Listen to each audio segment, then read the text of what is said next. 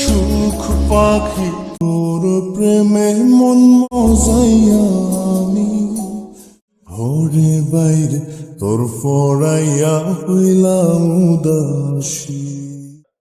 ভাই শোনেন, কি হলো ভাই? আমাকে একটা কাজ দিবেন? কাজ করতে হলে মহাজনের কাছে যান ভাই। কি হয়েছে রে সাব্বির? কি বলছে? গাড়ির কাজ টাজ করাবে নাকি? না মহাজন, ও কোনো গাড়ির কাজ করাবে না, ও নিজেই কাজ খুঁজতে আইছে। যান ভাই, মহাজনের কাছে যান। মহাজন, আমাকে একটা কাজ দিবেন? আমি আপনার সব কাজ যত্ন সহকারে করে দেব। দেখি তো মনে হচ্ছে নিজের শরীরের যত্ন নিতে পারবে না। ও আপনার কি কাজ করে দিবে?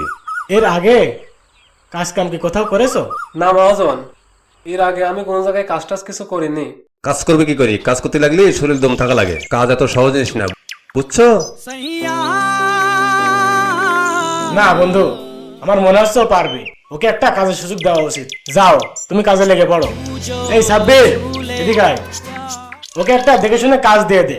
হুট করি যে একটা আনাড়ি ছেলে কাজে লাগাইলে, লোয়া লাখ করে টাকা বসালে যদি পলায়, তখন হাতে ঘুমটা বাজাও, বুঝছো? না বন্ধু, আমার মনে হচ্ছে ছেলেটা ভালো। দেখে মনে হচ্ছে ভালো ছেলে, ওকে ভরসা করা যায়। দেখো যা ভালো মনে হয় তাই করো। हमारी गजल है तसव्वुर तुम्हारा।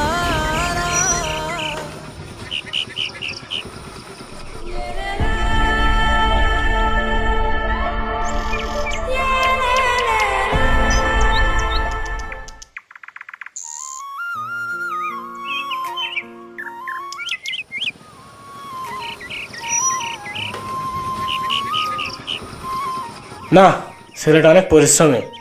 আমি মানুষ চিনতে ভুল করিনি। কেটে গেল 4টি বছর।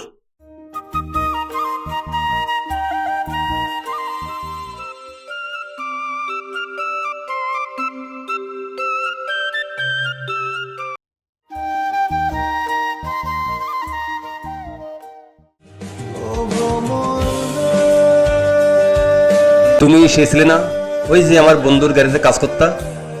ওখান থেকে ভাগাতেছ নাকি? তোমাক কাজ কাম কি কিছু শিখেছো নাকি টাকা পয়সা ঝাড় দিয়ে নিয়ে পালাইছো? বলছিলাম না কাজ এত সহজ না। এখানে কি কাজের জন্যই আসছো? এই থামেন, আপনি কাকে কি বলছেন? আপনি চিনেন ওনাকে? হ্যাঁ ভালো করে চিনি। এখানে কি কাজের জন্য আসছে নাকি নতুন? এই থামুন, আপনি চিনেন ওনাকে? আপনি জানেন উনিকে? উনি হচ্ছে এই শহরের সব থেকে বড় অটো মেকানিক। গাড়ির যে কোনো সমস্যা হলে উনি এক চুটকি মেরে সেটার সমাধান করে দেন।